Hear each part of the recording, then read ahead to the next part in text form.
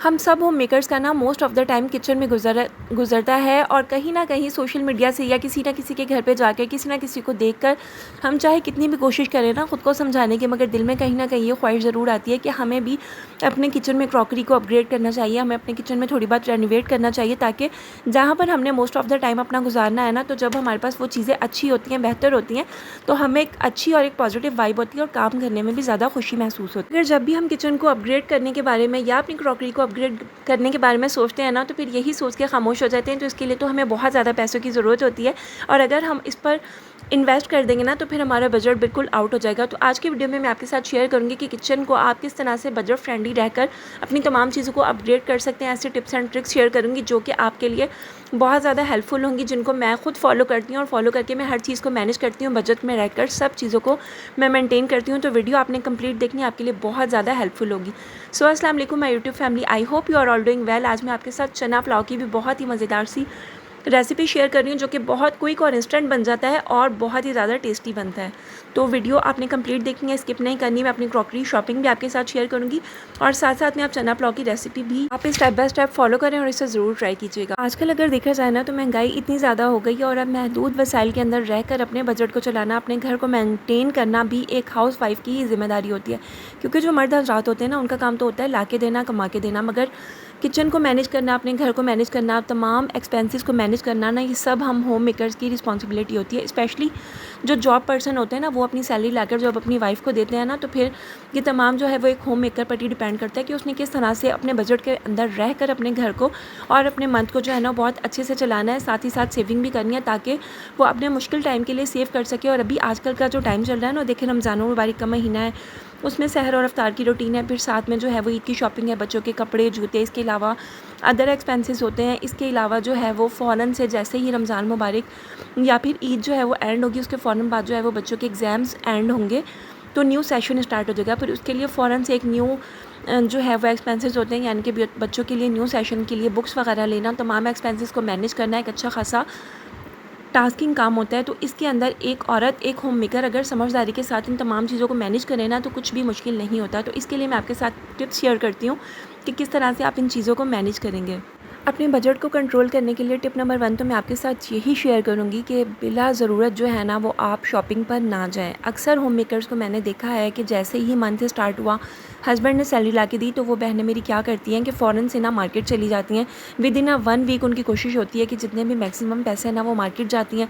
कुछ बेसिक ज़रूरी चीज़ें भी उन्होंने लेनी होती हैं, मगर उसके साथ साथ वो क्या करती हैं कि वो एक्स्ट्रा शॉपिंग भी कर लेती हैं। तो उसके लिए आपने क्या करना है कि सबसे पहले तो मंथ जब आपका स्टार्ट होता है ना, आपने बना लेनी है ग्रॉसरी लिस्ट, और अपनी जो भी इसेंशियल ज़रूरी चीज़ें हैं ना मंथ की, जो आपको बहुत ज़्यादा ज़रूरत है घर के लिए, तो आपने उसकी एक लिस्ट बना लेनी है। और जब आपने लिस्ट बना लेनी है ना, तो फिर आपने उसी के अकॉर्डिंग ही पैसे लेकर मार्केट में जाना है। आपने एक्स्ट्रा पैसे अपने पर्स में नहीं रखने, क्योंकि क्या होता है कि जब हम एक्स्ट्रा पैसे पर्स में रखते हैं ना, तो मार्केट में नई नई चीज़ें आई होती हैं, फैंसी चीज़ें आई होती हैं, तो उनको देखकर हमारा दिल चाहता है कि ना हम इन चीज़ों के बारे में शॉपिंग कर लें या हम ये चीज़ें बाय कर लें, तो चलें जी, कभी ना कभी काम आ जाएंगी। हालांकि वो चीज़ें ऐसी गैर ज़रूरी होती हैं जिसके बगैर भी हमारा गुजारा हो रहा होता है। तो सबसे पहले तो आपने अपनी जो लिस्ट है ना, उसके साथ स्ट्रिक्ट रहना है और उसी के अकॉर्डिंग आपने शॉपिंग करनी है। और बाकी जो आपके पैसे हैं ना, वो एक्स्ट्रा आपने एक साइड पर घर पे रख लेने हैं।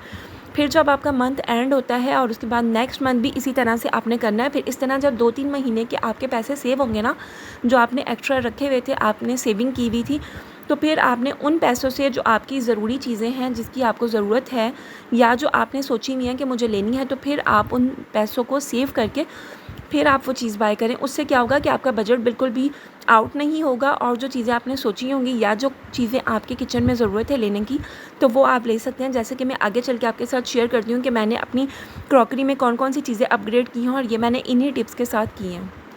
दूसरी बात ये कि जब भी आप मार्केट में जाएँ शॉपिंग करने के लिए ना, तो उस टाइम पे ज़रूर आप कोशिश करें कि अगर आपने कोई चीज़ बाय करनी है ना, तो आप 2 से 3 शॉप्स का विज़िट करें मार्केट में, और उसके बाद प्राइस टच करें, उसके बाद आप शॉपिंग करें। उससे क्या होगा कि आपको प्राइस कंपैरिजन करके आइडिया हो जाएगा क्वालिटी का भी और प्राइस का भी। फिर उसके बाद आप परचेजिंग करें और कोशिश करें कि ऐसी चीज़ों को सिलेक्ट करें, किसी की देखा देखी जो है ना, वो आपने एक्सपेंसिव चीज़ों पर खर्च नहीं करना है कि मैंने फ़लाँ की जो है वो घर पर ये चीज़ देखी है, फैंसी या एक्सपेंसिव है, तो मुझे भी यही लेनी है। नहीं, आपने ऐसा बिल्कुल भी नहीं करना है। आपने सबसे पहले अपने बजट को देखना है कि आपका बजट क्या है, आपने क्या चीज़ लेनी है, कितनी लेनी है, उस हिसाब से आपने शॉपिंग करनी है।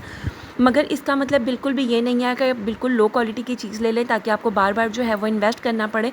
ऐसा भी आपने नहीं करना है। आपने ना बहुत ज़्यादा लो क्वालिटी की चीज़ लेनी है और ना ही बहुत ज़्यादा एक्सपेंसिव लेनी है, बल्कि आपने बजट में रहकर शॉपिंग करनी है अपनी।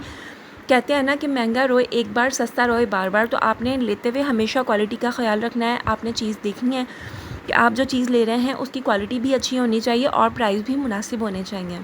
जब भी आपने शॉपिंग करनी हो अपनी किचन से रिलेटेड कोई भी चीज़ें हैं, अगर आपने शॉपिंग करनी है तो आप उसको ना लिस्ट डाउन करते जाएं। आप उन चीज़ों को नोट करते जाएं। फिर जैसे ही आपका बजट इजाज़त दे, मंथ के एंड में, 2 मंथ में या 3 मंथ में, आप उन चीज़ों को जब आप देखें कि आपके पास इतना बजट हो गया है, तो फिर आप जाके शॉपिंग करें। और शॉपिंग करने के लिए भी मैं आपको बेस्ट यही कहूँगी कि आपकी सिटी में $1 शॉप्स होती हैं। इस तरह से अक्सर जो है वो सुपर स्टोर्स होते हैं जहाँ पर जो है ना वो हमें इस तरह के क्रॉकरी आइटम काफ़ी कम प्राइस में, काफ़ी अफोर्डेबल प्राइस में अच्छी क्वालिटी की चीज़ मिल जाती है।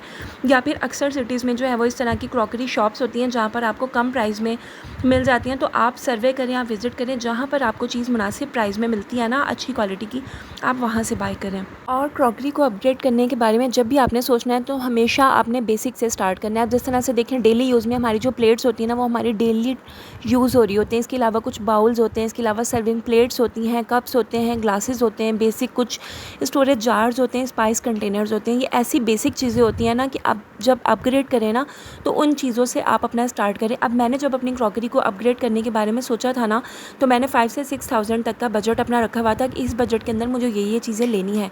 तो इसके अंदर मेरी जो चीज़ें आ गई वो मैंने अपनी बाय करी हैं, क्योंकि रमज़ान मुबारक का महीना था और मैं चाह रही थी कि इस रमज़ान में ना मैंने अपनी क्रॉकरी अपग्रेड करनी है, और मैंने बहुत टाइम से जो है ना वो नहीं की थी।